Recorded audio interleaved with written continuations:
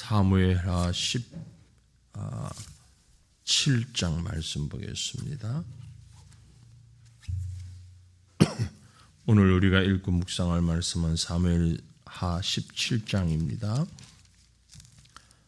이 아침에 우리가 봉독할 말씀은 사무엘하 17장 1절부터 14절까지 말씀 읽고 말씀을 묵상하기를 원합니다. 사무엘하 17장 1절부터 14절 말씀 우리 다 같이 한 목소리로 말씀을 읽겠습니다.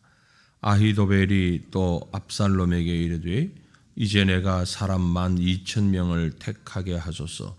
오늘 밤에 내가 일어나서 다윗의 뒤를 추적하여 그가 곤하고 힘이 빠졌을 때에 기습하여 그를 무섭게 하면 그와 함께 있는 모든 백성이 도망하리니 내가 다윗 왕만 쳐 죽이고 모든 백성이 당신께 돌아오게 하리니 모든 사람이 돌아오기는 왕이 찾는 이 사람에게 달렸음이라.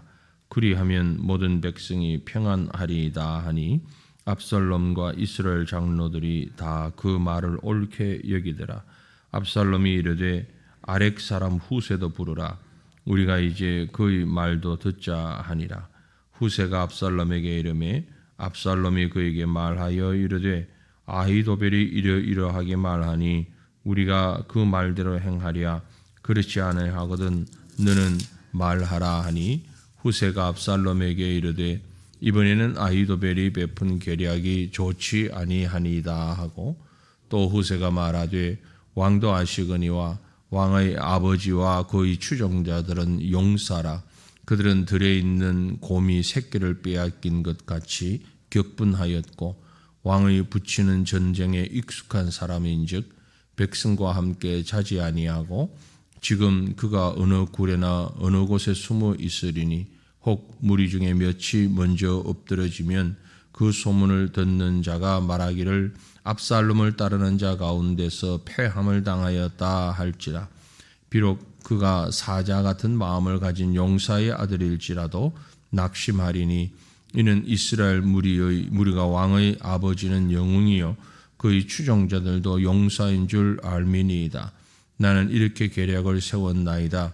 온 이스라엘을 단부터 브엘세바까지 바다에 많은 모래같이 당신께로 모으고 친히 전장에 나가시고 우리가 그 만날 만한 곳에서 그를 기습하기를 이슬이 땅에 내림같이 우리가 그 위에 덮여 그와 그 함께 있는 모든 사람을 하나도 남겨두지 아니할 것이요 또 만일 그가 어느 성에 들었으면 온 이스라엘이 밧줄을 가져다가 그 성을 강으로 끌어들여서 그곳에 작은 돌 하나도 보이지 아니하게 할 것이니이다 하매 압살롬과 온 이스라엘 사람들이 이르되 아렉 사람 후세의 전략은 아히도벨의 계략보다 낫다 하니 이는 여호와께서 압살롬에게 화를 내리려 하사 아히도벨의 좋은 계략을 물리치라고 명령하셨음이더라. 아멘.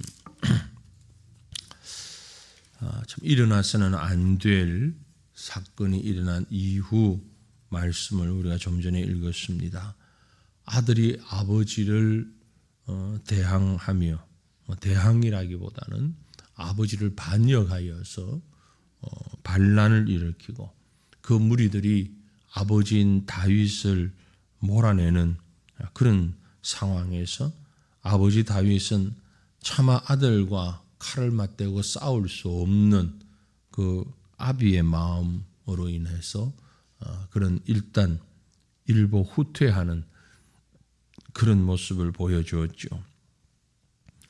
그러한 다윗의 후퇴 때문에 반역자인 압살롬 일당은 아주 기세등등한 상황에 있었습니다.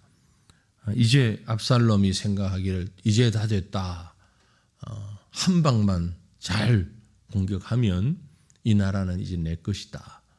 다윗 명성만 높았지 별 것 없다. 아버지지만 내가 속히 이 나라를 차지해야 되겠다. 물론 그 압살롬을 부추기는 세력들이 있었겠죠. 이 마지막 공격을 위해서 전략 회의가 모인 셈입니다. 지금 금방 읽었던 말씀은 그 전략 회의에서 당대 최고의 두 책사, 두 사람의 전략가를 부르게 됩니다. 전쟁은 물론 전선에 나가 있는 군사가 하는 것입니다. 군인이 합니다. 그러나 무기와 군사만 가지고 되는 건 아니죠. 전략이 있어야 됩니다. 작전이 있어야 되죠. 때로는 부족한 인원과 부족한 무기에도 불구하고 작전을 잘 세워서 승리할 때가 참 많이 있는 것을 우리는 압니다. 그랬을까요? 지금 압살롬은 당대 최고의 전략가 두 사람을 부릅니다. 먼저 처음부터 압살롬과 함께 뜻을 같이 했던 사람이죠. 아히도벨. 참 그 이름은 유명할 만큼 그 당시 최고의 전략가였습니다. 아히도벨에게 어떻게 우리가 공격을 하면 좋겠냐라고 물었을 때에 한마디로 기습 작전을 얘기를 합니다. 지금 아무리 우리가 파죽지세 사기가 올라 있다 할지라도 상대는 다윗 왕입니다. 대단한 그런 왕이고 또 지금 압살롬의 아버지일 뿐만이 아니라 아직도 다윗 왕을 추종하는 우리 이스라엘의 많은 세력들이 많은 국민들이 있으니 이거 섣불리 해서는 안 됩니다. 그래서 기습 작전을 펼쳐서 지금 다윗 일행은 매우 지쳐 있는 상태에서 어찌 보면 갑자기 이 일을 당했기 때문에 오합지졸로 지금 도망가고 있는 그런 상황에 있으니 밤에 살짝 들어가서 내가 다윗만 딱 표적 공격, 요즘 많이 하는 표적 공격, 다윗 왕만 딱 공격해서 죽이면 사실 그 다음에는 지금도 오합지졸인데 다윗이 죽으면 그 다음에는 아무것도 힘이 없을 테니까 그렇게 기습 작전을 해서 다윗 왕만 공격하는 것이 좋겠습니다. 압살롬이 들어보니까 상당히 설득력 있고 괜찮은 작전처럼 보입니다. 주변 사람 참모들에게 이렇게 물으니 그거 좋다고 그렇게 하자고. 그런데 이게 웬일인지 이 압살롬이 그 전략만 듣고선 바로 시행을 하지 않고 그런데 잠깐만 처음부터 우리와 함께 하진 않았지만 예전에 아버지 다윗 왕의 아주 신복이었긴 하지만 그 사람의 말도 상당히 설득력이 있거든. 지금까지 내가 보아서 그 후세라는 사람을 한번 불러봐라. 그 후세가 지금은 다윗에게서 도망을 쳐서 우리 편으로 지금 들어왔다고 들었는데 후세의 얘기를 한번 들어보자. 그래서 또 다른 전략가인 후세를 부르게 됩니다. 그런데 이 후세의 생각은 다르게 얘기를 합니다. 압살롬에게. 그렇지 않습니다. 아히도벨이 상당히 뛰어난 전략가이고 그의 기습 공격 전략이 좋긴 한데 지금 이 타이밍에는 아닌 것 같습니다. 왜냐하면 상대인 다윗 왕은 정말 이 전장에서 잔뼈가 굵은 잘 알지 않습니까? 어릴 때부터 골리앗을 죽일 때부터 이렇게 전장에서 잔뼈가 굵은 그런 사람이니까 지금 아히도벨이 얘기했던 것처럼 간단하게 몇 사람 들어가서 기습한다고 그게 될 게 아닙니다. 아마도 군사들이 다 자고 있어도 다윗은 자지 않고 있을 뿐만이 아니라 어디 있는지도 모를 겁니다. 우리가 지금 찾아내기가 이게 쉬운 일이 아닙니다. 그러니까 오히려 전면전을 하는 게 좋겠습니다. 기습 작전보다는 좀 더 우리가 군사를 모아가지고 전체 백성 동원할 수 있는 최고의 군사를 다 모아가지고 한꺼번에 확 쓸어 담는 그런 전체적인 총공격, 이게 더 좋은 전략이지 싶습니다. 압살롬이 한 사람의 말을 들었을 때는 그게 맞는가 했는데 이제 아히도벨 이어서 후세 두 사람의 전략을 들어보니 좀 고민스럽단 말이죠. 그런데 뒤에 얘기했던 후세의 얘기가 더 솔깃해진 겁니다. 여러분들 어떠냐? 그러니까 다들 고개를 끄덕이면서 그런 것 같다. 후세가 하는 얘기가 더 설득력이 있다. 섣불리 덤볐다가는 안 되고 우리가 아주 한꺼번에 총공격 전략을 펴서 후세가 무슨 얘기까지 하는 거 아니 다윗이 어디 있는지 모르는데 어느 성에 있다라고 첩보가 들어오면 아주 대단한 밧줄을 가지고 그 성 전체를 확 둘러싸서는 온 군사들이 백성들이 함께 잡아당기면 이 성이 와르르 무너지면서 저 바닷가까지 그렇게 갈 테니까 그렇게 싹 깡그리 공격해버리는 게 좋습니다. 물론 비유적인 얘기겠지만은 정말 말이 안 되는 얘기잖아요. 그렇게까지 막 설득을 하니까 맞아 총공격을 하자. 그래서 그 후세의 전략을 따르게 됩니다. 근데 여기서 우리가 주목해야 할 문제는 누가 옳으냐가 아닙니다. 객관적으로 전략적으로 보면 당연히 아히도벨의 기습 공격이 맞아요. 맞습니다. 우리가 뭐 군사 전문가 아니어도 맞아요. 딱 상황만 놓고 보면. 그런데 뭡니까? 하나님께서 아히도벨의 편을 들지 아니하시고 하나님께서 압살롬의 반역을 성공하도록 버려두지 아니하신다. 하나님이 세우신 왕 다윗이 패하도록 하나님이 버려두지 않습니다. 이미 이 후세는 다윗으로부터 비밀 어떤 메시지를 들고 지금 압살롬에게 온 사람이에요. 그를 보내면서 다윗은 기도하면서 하나님 이 전쟁은 지금 말이 안 되는 것인데 내가 어떻게 아들을 향해서 치겠습니까? 하나님 이 전쟁을 하나님께서 해주셔야 됩니다. 그렇게 기도하는 장수였고 아버지였다는 사실을 우리가 기억을 해야 합니다. 앞에서 묵상 말씀에서는 조금 이렇게 지나가다가 빠져있는 부분이기도 하지만요.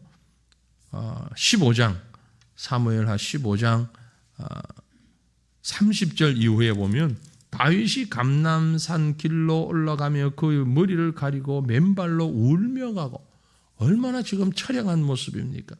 그와 함께 가는 모든 백성들도 각각 자기의 머리를 가리고 울며 머리를 이렇게 풀어서 가리고 울며 너무 애통해하는 거죠. 그러면서 31절 보시면 15장 31절 어떤 사람이 다윗에게 알리되 압살롬과 함께 모반한 자들 가운데 아히도벨이 있나이다 하니 다윗이 이르되 여호와여 원하옵건대 아히도벨의 모략을 어리석게 하옵소서.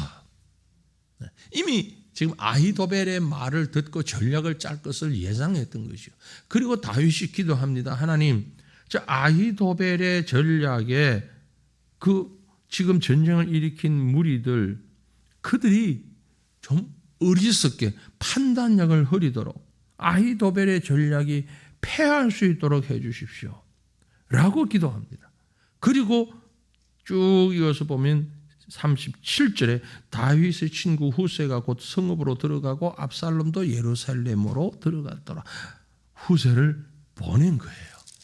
후세가 그곳에 들어가서 그 전체 압살롬 전체의 전력을 탐문하고 그들의 판단력이 흐려질 수 있도록 후세를 다윗이 보낸 거라 이 말이죠.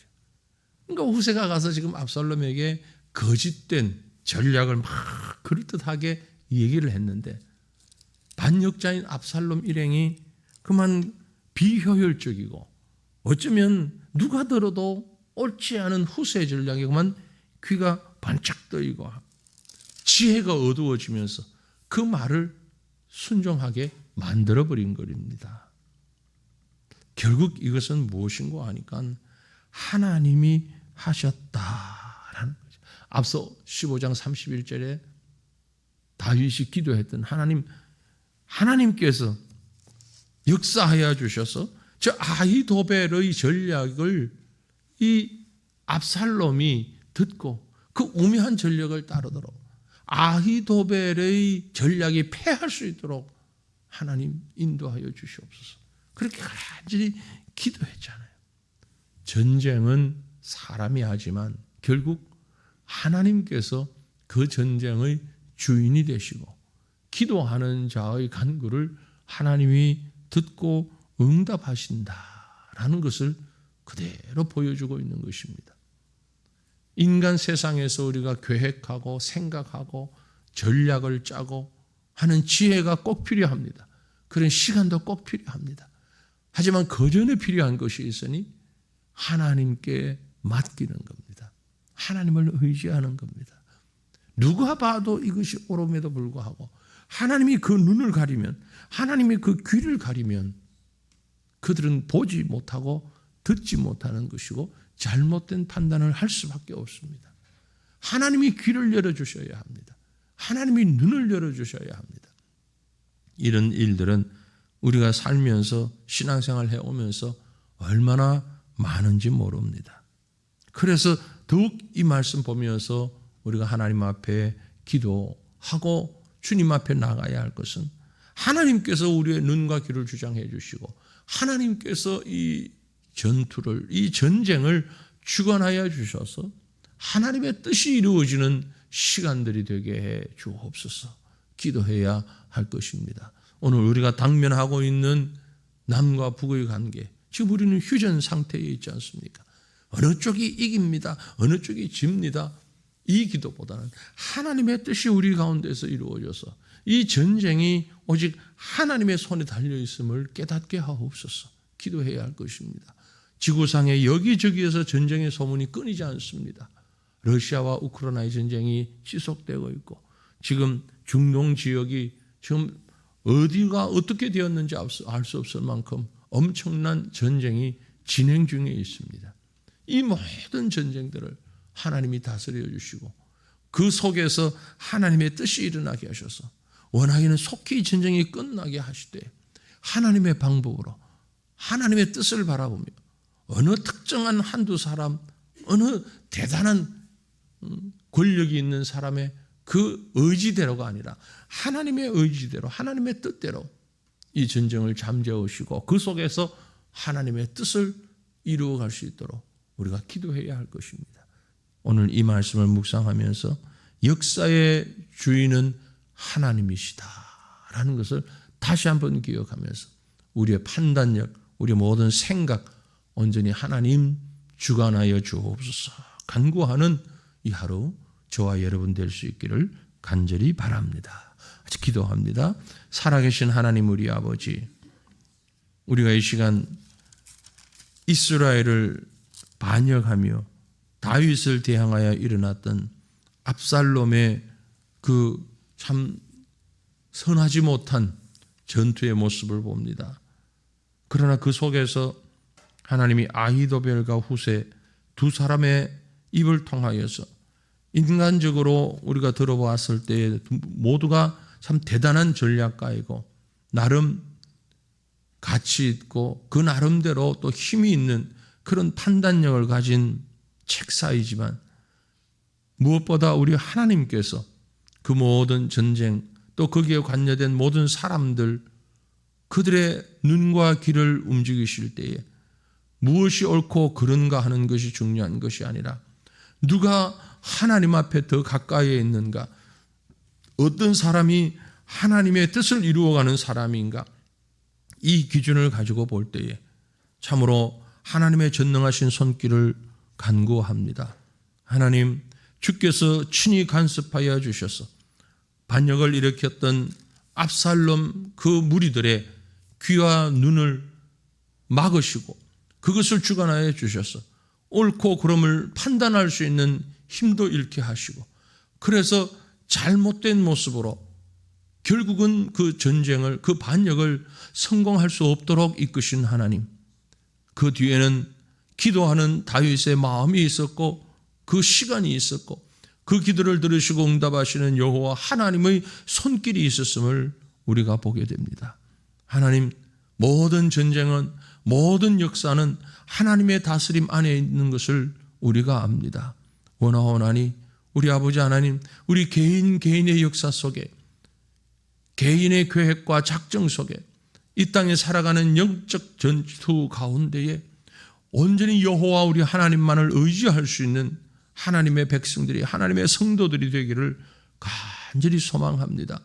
하나님께서 이 나라를 붙잡아 주시고 이 시대를 붙잡아 주셔서 진정으로 하나님이 사용하시는 사람들이, 하나님께 기도하는 사람들이 눈을 열고 귀를 열어 하나님의 음성을 듣게 하시고 우리 하나님의 모습을 바라볼 수 있도록 인도하여 주시옵기를 원합니다. 하나님, 우리를 다스려 주시옵소서. 이 땅의 지도자들을 다스려 주시옵소서.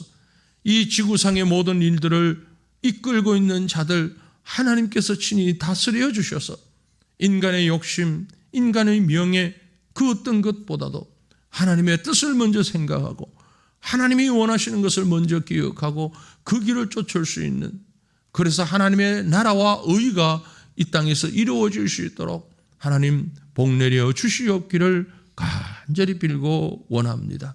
우리가 말씀 앞에 우리 자신을 먼저 내려놓게 하시고 그 말씀과 세상을 인도하시는 여호와 하나님 앞에 우리 자신을 먼저 내려놓아 하나님의 뜻을 발견할 수 있는 영적 지혜와 안목을 허락하여 주옵소서. 이 새벽도 우리의 기도를 들으시고 응답하시는 여호와여, 말씀 붙잡고 기도할 때에 하나님, 지금도 살아계신 여호와 하나님께서 우리를 친히 다스리심을 확인하고 주님 앞에 고백할 수 있는 귀한 시간 되게 하옵소서. 감사하며 의지하옵고 걸어가신 우리 구주 예수님 이름으로 기도 올리옵나이다. 아멘. 하늘에 계신 우리 아버지여, 이름이 거룩히 여김을 받으시오며 나라가 임하시오며 뜻이 하늘에서 이루어진 것 같이 땅에서도 이루어지이다.